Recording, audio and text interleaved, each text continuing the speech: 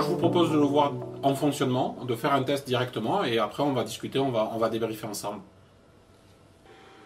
Donc, après cette petite introduction, on va regarder en vie réelle comment on fait une réfraction avec Chronos.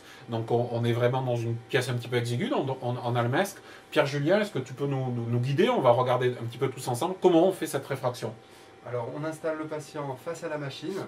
Donc, on a une bonne visibilité du patient, de son visage, qui va être le front appliqué sur la petite zone blanche, les yeux en regard du marqueur qu'on peut repérer sur l'appareil, et on a une bonne visualisation aussi de la hauteur du patient.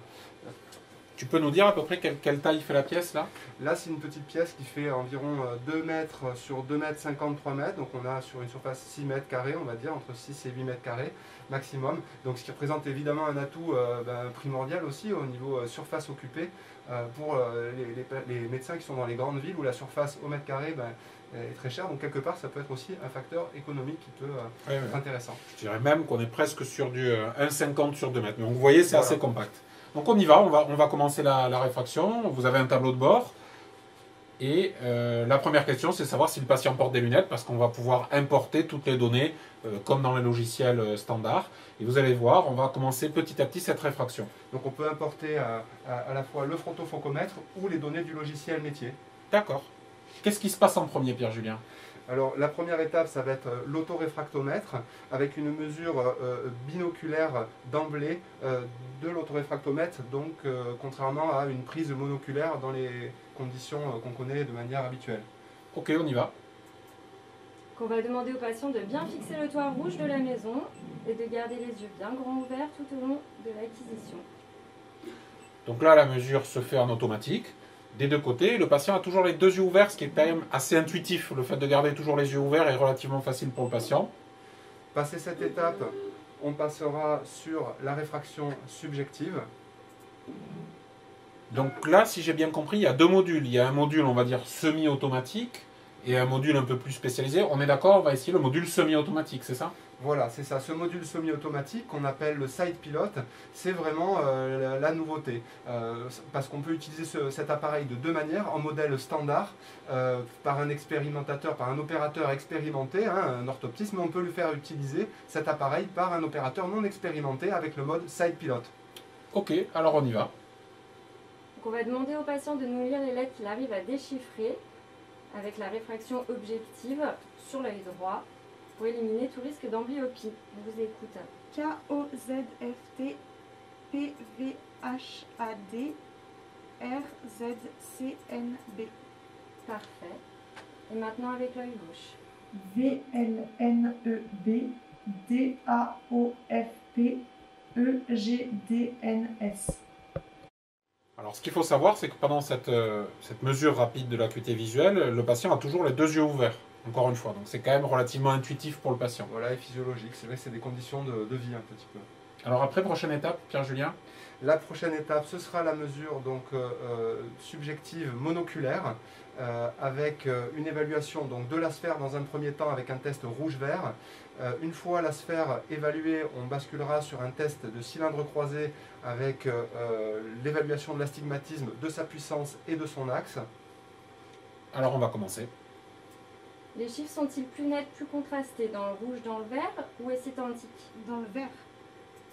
Et maintenant, rouge, vert ou identique? Dans le rouge.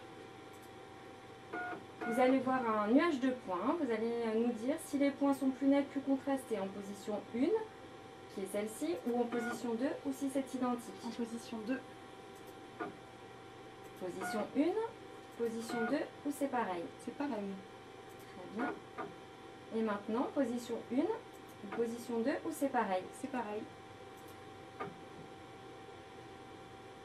Pouvez-vous me lire les lettres d'en haut à gauche jusqu'en bas à droite, s'il vous plaît? V-S-H-E-L A-P-F-C-B R-D-Z-T-Q-G.